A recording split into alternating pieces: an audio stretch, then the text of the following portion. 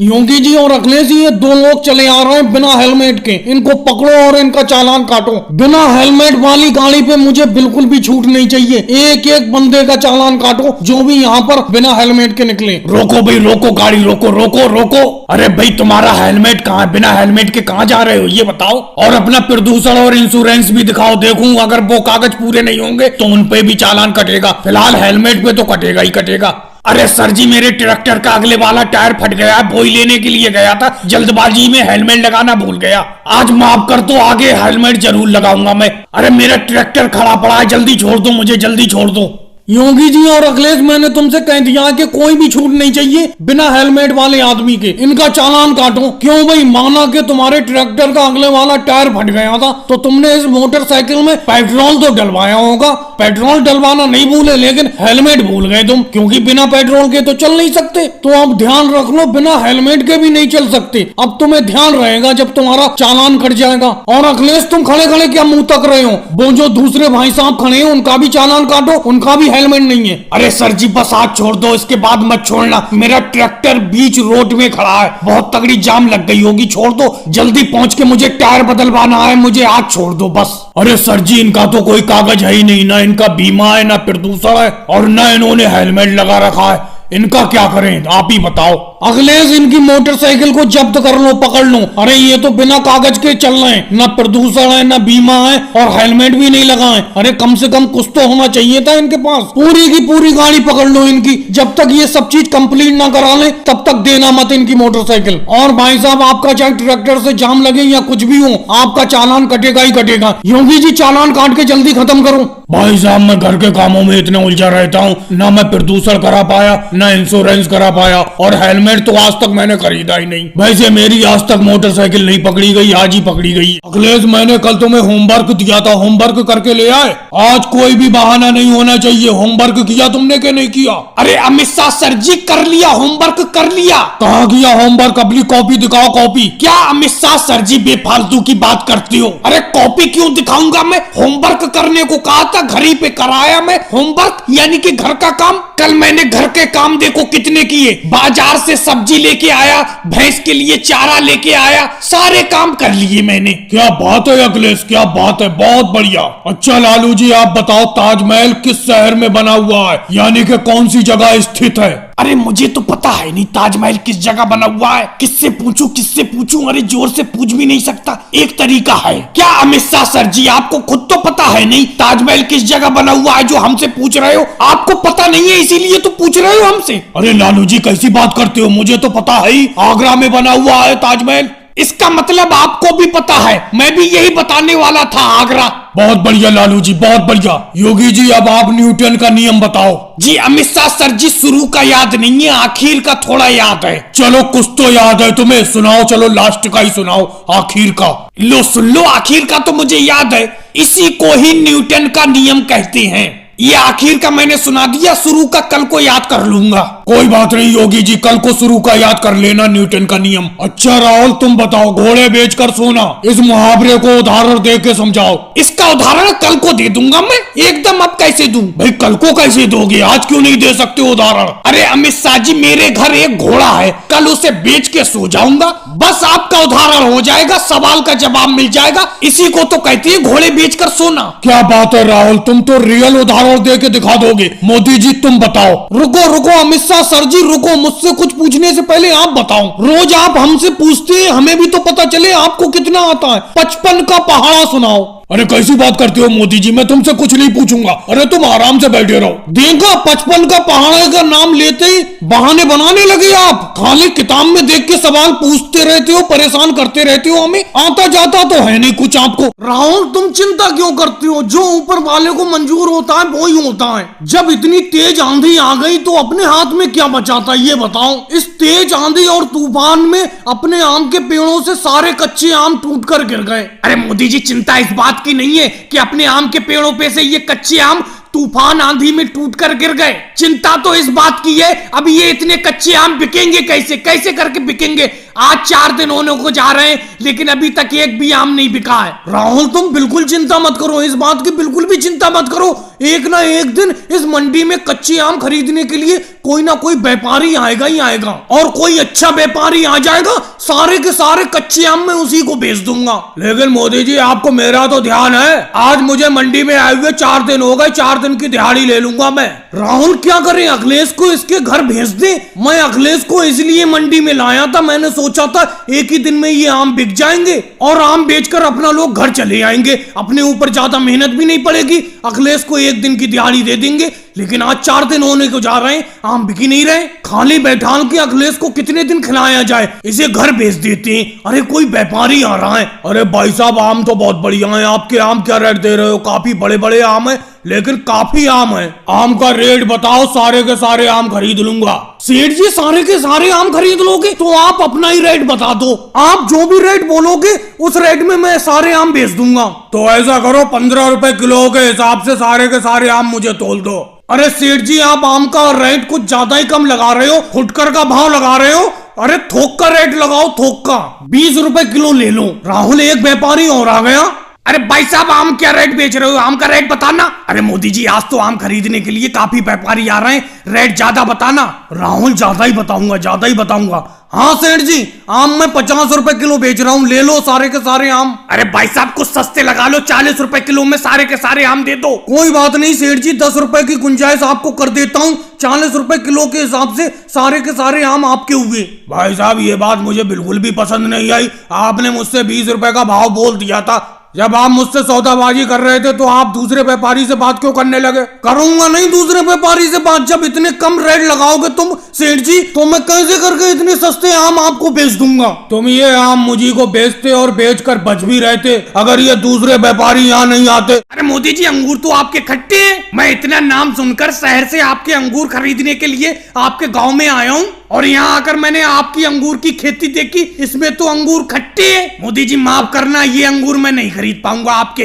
अरे नहीं होगी जी, आपने कोई गलत अंगूर तोड़कर खा लिया होगा, वो खट्टा लगा होगा आपको। ये देखो इस अंगूर के गुच्छे में से एक अंगूर तोड़कर खाओ, बिल्कुल मीठे अंगूर है, खाओ। अरे मोदी जी जो बच्चे कुछ साफ दांत थे वो भी आपने खट्टे करवा दिए, ये अंगूर तो पिछले वाले से भी ज्यादा खट्टा है। कौन सी दवा का छिड़काव किया था आपने कि इतने ज्यादा खट्टे अंगूर हैं आपकी फसल में? मैं इतनी दूर शहर से आपके अंगूर खरीदने के लिए आपके गांव में आया था, लेकिन ये अंगूर तो बिल्कुल खट्टे निकले। अरे भाई साहब आप हाथ में ये काले वाले अंगूर कैसे लिए चले आ रहे हो बताओ? अरे सेठ जी मैंने भी मोदी जी के बराबर में 4 बीघा खेत में ये काले वाले अंगूर की खेती की है, इसको चक्कर देखो, बिल्कुल शहद से भी ज्यादा मीठा अंगूर है, चखो। अरे भाई साहब काले अंगूर तो मुझे चाहिए ही नहीं, मुझे सिर्फ हरा वाला ये और हल्का पीला वाला अंगूर चाहिए। मेरे पास काले अंगूर की बिक्री बिल्कुल नहीं है, मुझसे कोई भी काला अंगूर नहीं खरीदता है। मेरे यहाँ पर एक लालू जी हैं, काले अंगूर के बहुत बड़े व्यापारी हैं, मैं उनका नंबर तुम्हें दे दूंगा, उनसे बात कर लेना,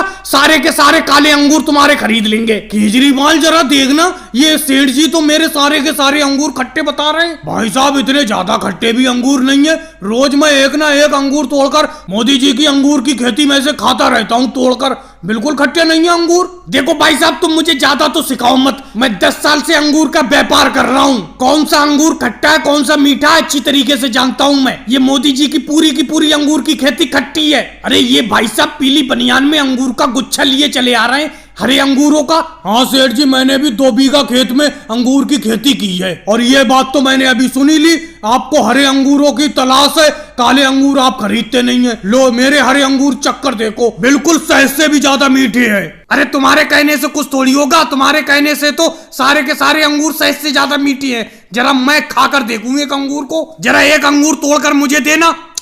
अरे ये तो मोदी जी के अंगूरों से भी ज्यादा खट्टा अंगूर है, लगता है इस गांव में मीठे अंगूर की खेती होती ही नहीं। तो भाई राहुल इतनी लेट कैसे आए हो पढ़ने के लिए, ये बताओ, क्लास खत्म होने वाली है, अब पढ़ने के लिए आए हो तुम? बेंच के ऊपर खड़े हो जाओ, इतनी देर तक तुम कहाँ थे? अरे मोदी सर जी मम्मी ने पराठे बनाने में देर कर दी, अगर मैं जल्दी आ जाता तो मेरा लंच बॉक्स रह जाता, पराठों के चक्कर में रुक गया मैं, पराठों के चक्कर में स्कूल का टाइम ही भूल गए। अब जब तक मेरी क्लास खत्म नहीं हो जाती ऐसी खड़े रहो बेंच पे। चलो लालू जी आप बताओ, हड़प्पा सभ्यता की खुदाई कब हुई थी और किसने की थी? अरे भाई मोदी सर जी मेरे सामने हड़प्पा सभ्यता की खुदाई थोड़ी हुई थी जो मैं बताऊंगा, और कब किसने की थी मुझे नहीं पता है। क्या बात है लालू जी, तुम्हारा जवाब सुन के तो मैं धन्य हो गया। ओवैसी जी ब्लू को हिंदी में किस कलर को कहते हैं? जी मोदी सर जी ब्लू को हिंदी में पानी कहते हैं, पानी। अरे उवैसी जी, पानी कैसे कहते हैं? ब्लू को तो हिंदी में नीला रंग कहते हैं, नीला रंग। अरे मोदी जी, आप नीला रंग कहते होंगे, मैंने तो यही सुना है कि आज ब्लू है पानी पानी। क्या बात है उवैसी जी, क्या बात है। लगता है मुझे इस टीचर की नौकरी से जल्द संन्यास लेना पड़ेगा। अच्छा अखिलेश, तुम बताओ 2 + 4 कितने हुए? अरे मोदी जी, ये तो मुझे पता है, 6 हुए 6। बहुत बढ़िया अखिलेश, तुमने सबसे अच्छा जवाब दिया। एक सवाल और बताओ, 4 + 2 कितने हुए? अरे ये तो मुझे पता नहीं है मोदी जी, कल को याद करके आऊंगा तभी बताऊंगा आपको। मैं तो समझ ही रहा था अखिलेश तुम रट्टा मार के आए हो। 2 + 4 6 बता दिए तुमने, लेकिन जब मैंने उल्टा करके पूछा 4 + 2 कितने हुए, तुम नहीं बता पाए। केजरीवाल तुम बताओ, अच्छा कुतुब मीनार को किसने बनवाया था? अरे भाई मोदी सर जी, मैंने तो बनवाया नहीं था, कह देता हूँ, लेकिन हाँ जिसने भी बनवाया था उसका नाम मेरी जुबान पे रखा है, याद नहीं आ रहा है। याद करके बताऊंगा, जब मैं कल क्लास में आऊंगा तभी आपको बता दूंगा कि किसने बनवाया था कुतुब मीनार को। फिलहाल मैंने नहीं बनवाया था। अरे मोदी सर जी, इससे पहले मुझसे कुछ पूछो, मैं तुम्हें पहले ही बता देता हूँ, मेरी किताबें किसी ने चुरा ली है, मैं कुछ याद नहीं कर पाया हूँ, इसीलिए मैं कुछ नहीं बता पाऊंगा आपको, मुझसे कुछ मत पूछना। क्या बात है योगी जी, तुमने पहले ही बहाना तैयार कर लिया। अरे तुम्हारी किताबें तो 1 महीना पहले चुरी थी और तुमने खरीद भी ली है। अब चलो घंटी बज गई, मेरी क्लास यहीं खत्म होती है। कल योगी जी सवाल पूछने की शुरुआत मैं तुम्ही से करूंगा, कोई बहाना नहीं चलेगा। क्या बताया जाए, कुछ समझ में ही नहीं आ रहा है, क्या करूं? पूरा का पूरा धंधा चौपट करके रख दिया है इस राहुल ने।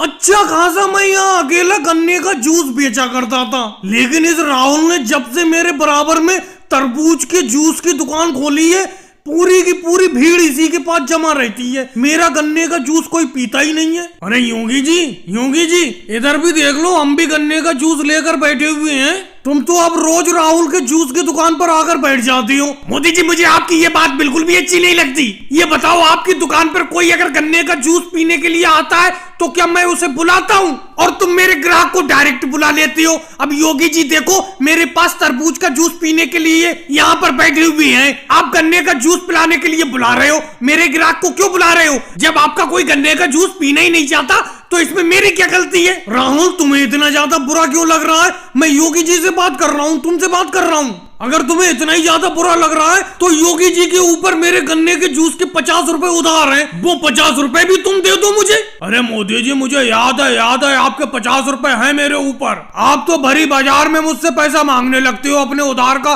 ये कोई बात है? इसीलिए मैं आपकी दुकान पर जूस पीने नहीं जाता हूँ। अब राहुल का तरबूज का जूस कम से कम 300 रुपए का मैं उधार पी चुका हूँ, लेकिन मजाल है राहुल मुझसे उधार का पैसा मांग ले। चलो योगी जी, आज मैंने तुमसे पैसे मांग लिए, लेकिन ये बताओ मेरी दुकान पर लोगों ने जूस पीना क्यों बंद कर दिया? कोई तो वजह है, बताओ तो। मोदी जी, वजह मैं बताता हूँ। मैं ऐसा है मोदी जी, आपके जो गन्ने के जूस की दुकान है उसके बराबर में कुछ कुर्सी डाल दो, जिससे कि ग्राहक आराम से आकर बैठ जाया करे। आप तो खड़े ही खड़े जूस पिलाते हो ग्राहकों को, और राहुल ने चालाकी से काम लिया है, उसने कुर्सी डाल दी है देखो ग्राहकों के लिए, इसीलिए सारा का सारा ग्राहक उसी के पास आकर बैठता है। लेकिन मोदी जी, एक बात बताऊं, इस राहुल ने तुम्हारे गन्ने के जूस का ही धंधा चौपट नहीं किया है, मेरे जो पकोड़े बेचता था उसका भी धंधा चौपट हो चुका है। यहाँ पर कोई पकोड़े खरीदता ही नहीं है, सब लोग इसी का तरबूज का जूस पीते हैं। अरे लालू जी, आपके पकोड़े खरीदेगा कौन?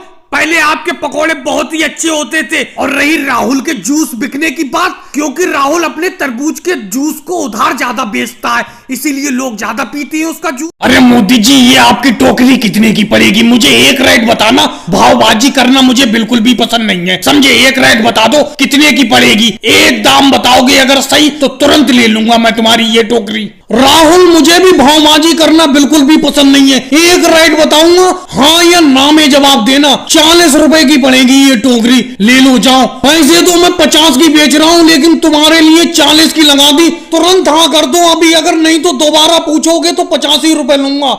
मोदी जी, ये सब टोकरी एक बराबर तो है, छोटी बड़ी तो नहीं है, एक बड़ी सी टोकरी छांट लूं इनमें से। चलो ले लेता हूँ 40 रुपए की। अरे राहुल, बड़ी टोकरी क्या छांटोगी? सब एक बराबर है, कोई सी भी ले लो। वन में बांस टेढ़े लगते हैं, सब एक बराबर है, समझे? अरे योगी इंस्पेक्टर साहब आ गए। योगी इंस्पेक्टर साहब, क्या चाहिए? क्या टोकरी चाहिए तुम्हें? अरे मोदी जी, मैंने तुम्हें पहले भी मना किया था और फिर मना करता हूँ कि रोड पे ये टोकरी की दुकान मत लगाया करो, अतिक्रमण मत लगाया करो, इससे आने जाने वालों के लिए जाम लगता लगता है। अभी के अभी टोकरी लेके चले जाओ, नहीं तो मैं एक टेम्पू लाऊंगा, सब भर के थाने में ले जाऊंगा इन टोकरी को। अरे योगी इंस्पेक्टर साहब, 1-2 घंटे के लिए तो दुकान ही लगाते हैं हम, उसमें भी तुम आ जाते हो यहाँ पर। 1-2 घंटे में क्या जाम लग जाएगा? इंस्पेक्टर सर जी, बस थोड़ी देर की बात है, ये थोड़े से ग्राहक आ रहे हैं, ये राहुल आया है, जरा इसे टोकरी दे दूं, फिर 1-2 लोग और आ रहे हैं, उनको दे दूं, फिर हटा लूंगा दुकान को मैं, आपके बिना कहीं उठा लूंगा मैं। इसका मतलब अभी नहीं हटाओगे तुम? अभी हटाओ टोकरी, समझे? मैं कह रहा हूँ अभी हटाओ। अरे योगी इंस्पेक्टर साहब, थोड़ी देर ही तो लगाने को कह रहे हैं मोदी जी, थोड़ी देर लगा लेने दो इन टोकरियों की दुकान को, फिर हटा लेंगे, ये थोड़ी देरी की तो बात है। अरे राहुल, तुम यहाँ पर टोकरी लेने के लिए आए हो, टोकरी लेके जाओ, ज्यादा बातें तो बनाओ मत यहाँ पर। चलो मोदी जी, 1 घंटे के लिए लगा लो, लेकिन 1 घंटे के बाद हटा देना ये सारी की सारी टोकरी, जाम लगता है बहुत बिकट यहाँ पर। बहुत बहुत शुक्रिया योगी इंस्पेक्टर साहब, बहुत बहुत शुक्रिया। चलो 1 घंटे बाद हटा लूंगा। अरे योगी इंस्पेक्टर साहब, 1 घंटा तो बहुत दूर, आधे घंटे में हटा लूंगा सारी की सारी टोकरी।